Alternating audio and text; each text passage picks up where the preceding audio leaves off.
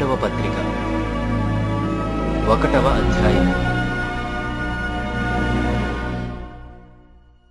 యేసుక్రీస్తు దాసుడును అపోస్తలుడు నైన సీమోను పేతురు, మన దేవుని యొక్కయు రక్షకుడైన యేసుక్రీస్తు యొక్కయు నీతిని బట్టి మావలనే అమూల్యమైన విశ్వాసము పొందిన వారికి శుభమని చెప్పి వ్రాయనది. తన మహిమను బట్టియు గుణాతిశయమును బట్టియు మనలను పిలిచిన వాని గూర్చిన అనుభవ జ్ఞానమూలముగా ఆయన దైవశక్తి జీవమునకును భక్తికిని కావలసిన వాటినన్నిటినీ మనకు దయచేయుచున్నందున దేవిని గూర్చినట్టియు మన ప్రభువైన యేసుని గూర్చినట్టియు నైన అనుభవ జ్ఞానము వలన మీకు కృపయు సమాధానమును విస్తరించునుగాక. ఆ మహిమ గుణాతిశయములను బట్టి ఆయన మనకు అమూల్యములను అత్యధికములునైన వాగ్దానములను అనుగ్రహించియున్నాడు.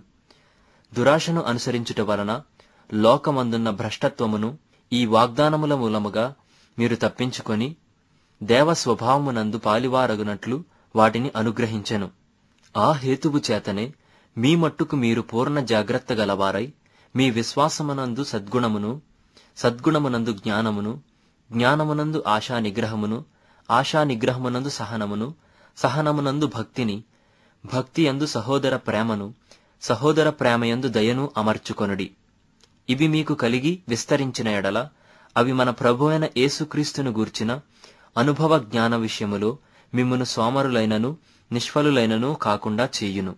ఇవి ఎవనికి లేకపోవునో వాడు తన పూర్వ పాపములకు శుద్ధి కలిగిన సంగతి మరచిపోయి గ్రుడ్డివాడును దూరదృష్టి లేనివాడు నగును.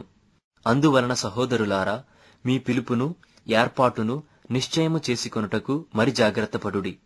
మీరిట్టి క్రియలు చేయువారైతే ఎప్పుడునూ తొట్టిల్లరు.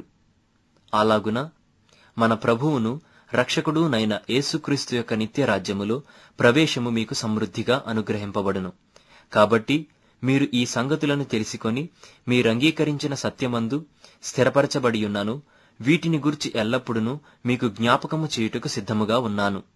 మరియు మన ప్రభువైన యేసుక్రీస్తు నాకు సూచించిన ప్రకారము నా గుడారమును త్వరగా విడిచిపెట్టవలసి వచ్చునని ఎరిగి నేను ఈ గుడారములో ఉన్నంతకాలము ఈ సంగతులను జ్ఞాపకము చేసి మిమ్మును రేపుట న్యాయమని ఎంచుకొనుచున్నాను. నేను మృతి పొందిన తరువాత కూడా మీరు నిత్యము వీటిని జ్ఞాపకము చేసుకొనున్నట్లు జాగ్రత్త చేతును. ఏలయనగా చమత్కారముగా కల్పించిన కథలను అనుసరించి మన ప్రభువైన యేసుక్రీస్తు యొక్క శక్తిని, ఆయన రాకడను మేము మీకు తెలుపలేదు గాని ఆయన మహాత్యమును మేము కన్నులారా చూచిన వారమై తెలిపితిమి. ఈయన నా ప్రియ కుమారుడు, ఈయన యందు నేను ఆనందించుచున్నాను అను శబ్దము మహాదివ్య మహిమ నుండి ఆయన యొద్దకు వచ్చినప్పుడు తండ్రి అయిన దేవుని వలన ఘనతయు మహిమయు ఆయన పొందగా మేము ఆ పరిశుద్ధ పర్వతము మీద ఆయనతో కూడా ఉండిన వారమై ఆ శబ్దము ఆకాశము నుండి రాగా వింటిమి.